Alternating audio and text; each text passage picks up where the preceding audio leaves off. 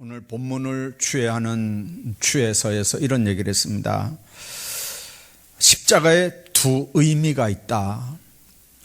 더블 이미지 오브 크로스라고 하는 얘기입니다.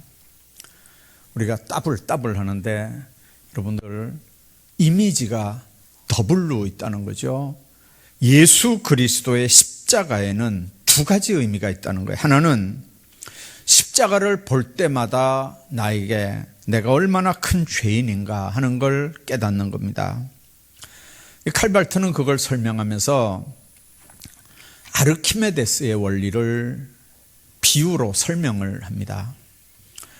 욕조에 물을 가득 담그고 그리고 그 물 속에 욕조에 들어가면 물이 밖으로 다 넘쳐 흐릅니다. 어느 정도 흘러 넘칠까요? 그 사람의 몸무게만큼 밖으로 물이 빠져나옵니다. 이제 그걸 설명하면서 십자가의 의미, 내 죄를 생각하는 그런 모습들을 그는 그렇게 설명을 합니다. 십자가를 볼 때마다 내 죄가 저만큼 무겁고 저만큼 크다는 거죠. 두 번째는 그럼에도 불구하고 내가 저만큼 소중하다는 거예요. 십자가의 값을 지불해서 구원할 만큼 나는 주님께 소중한 존재라는 거죠. 내 가치는 인간적으로 볼 땐 아무것도 아닌데 그런데 저 십자가에 계시가 되어 있다는 거예요. 오늘 본문은 이 바울이 자기가 그리스도와 함께 십자가에 못 박혔다고 고백을 하거든요. 자기가 지금까지 못 박혀 왔고 지금 현재도 못 박혀 있는 상태다. 문법적으로는 그렇게 되어 있습니다. 십자가에 못 박혔다 그 말은 과거에 박히고 끝났단 말이 아니고 그때 자기가 못 박혔고 지금까지 못 박힌 채로 왔고 지금도 못 박혀 있다는 거예요.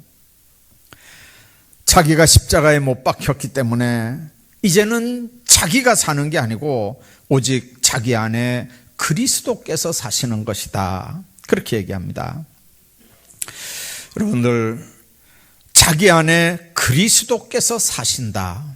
그 말은 자기가 십자가에 못 박혔을 때만 이게 가능해지는 거거든요.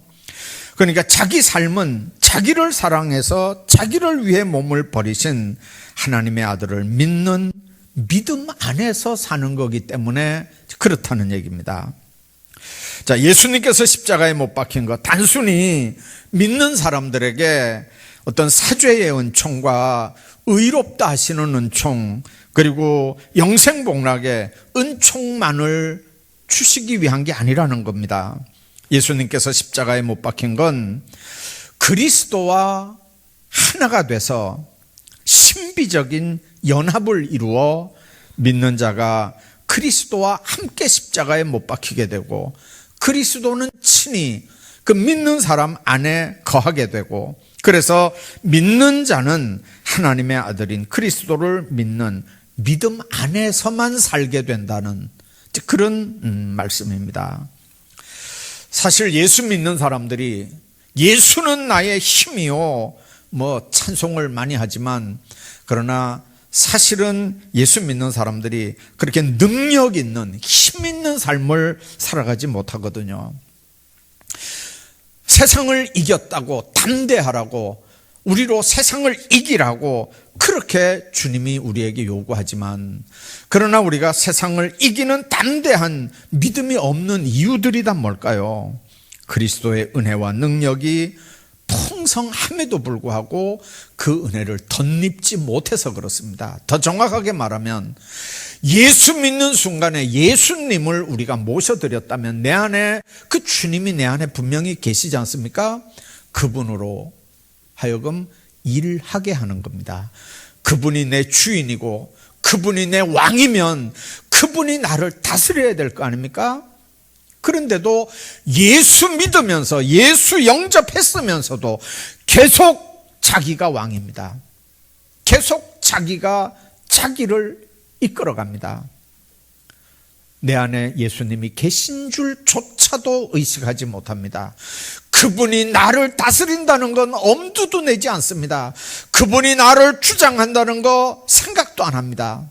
그러니까 예수님 모시기 전이나 후나 그 삶이 변하지 않습니다.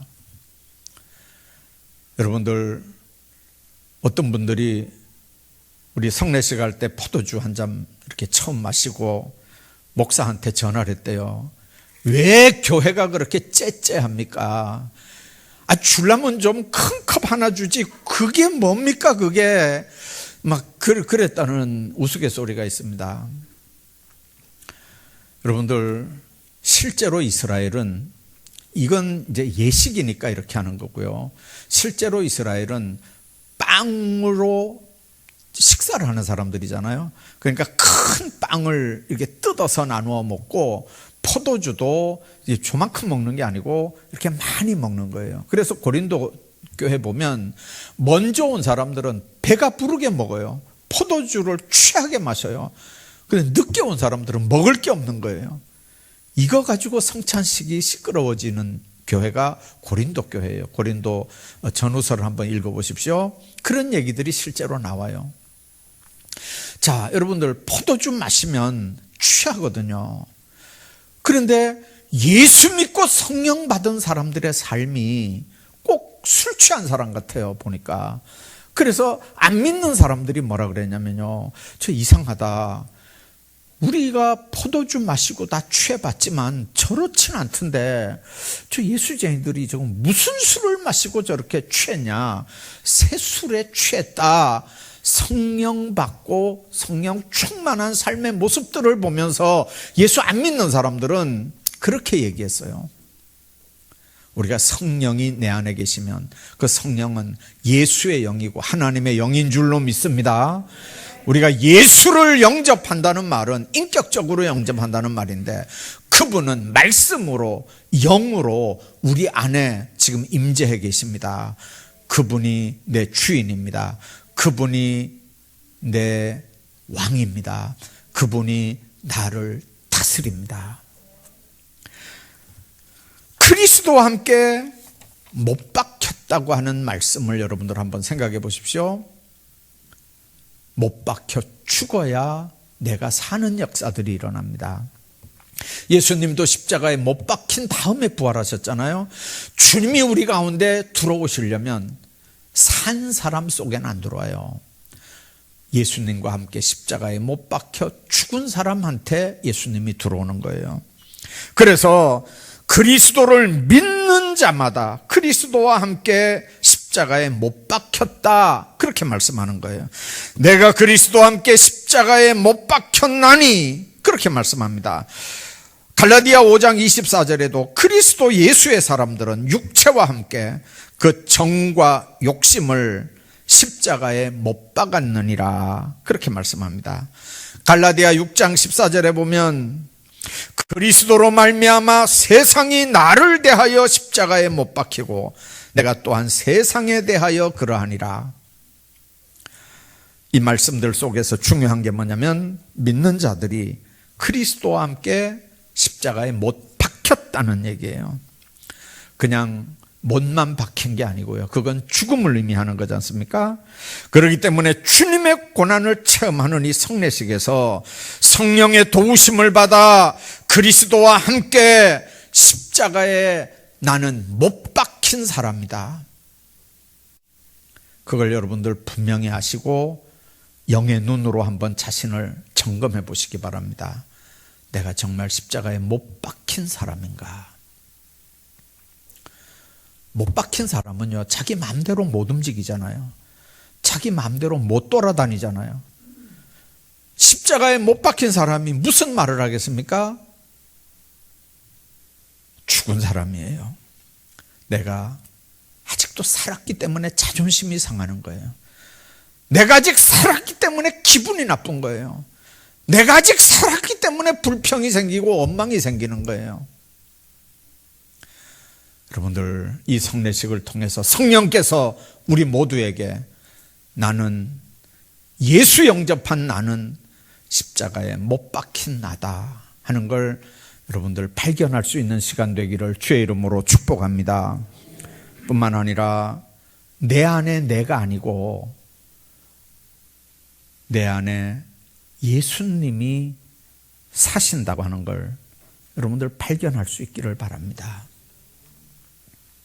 로마서 보면 성령께서 말할 수 없는 탄식으로 우리를 위해 대신 간구한다는 말씀이 나옵니다. 성령께서 왜 탄식을 합니까? 왕으로 주여 해놓고 모셔놓고는 저 골방에 그냥 갖다가 감금을 해놓은 거예요. 그래 놓고는 마치 예수님 안 모신 사람처럼 사는 거예요. 여전히 자기가 왕이고 여전히 자기가 주인이에요. 그분에게 물어보지도 않아요. 그분의 뜻이 뭔지 분별하지도 않아요. 자기 생각에 좋은 대로 살아가요. 교회 생활도 그렇게 해요. 그러면서 자기는 신앙생활 한다고 생각하는데요. 자기 좋은 대로 교회 생활하는 걸 그거는 신앙생활이 아니에요. 교회 생활은 될지 몰라도 종교 생활은 되겠죠. 여러분들 내 안에 내가 아니라 내 안에 예수님이 사신다고 하는 거. 기독교는 성도들이 자신의 힘이나 지혜나 능력으로 예수를 본받고 예수의 법을 성취해 나간다고 가르치지 않습니다. 예수님께서 내 안에 들어와 사심으로 그리스도로 말미암아 예수 그리스도를 본받으면서 예수의 법을 성취해 살아가는 거예요. 우리는 그리스도의 영광을 위해 살아가야 되는 사람들이거든요. 그래서 예수 믿는 순간, 예수와 함께 십자가에 못 박히는 순간 그분이 내 안에 들어와서 나를 다스리고 내 주인이 되시고 내 왕이 되시는 순간 나요 하는 건 있을 수 없습니다.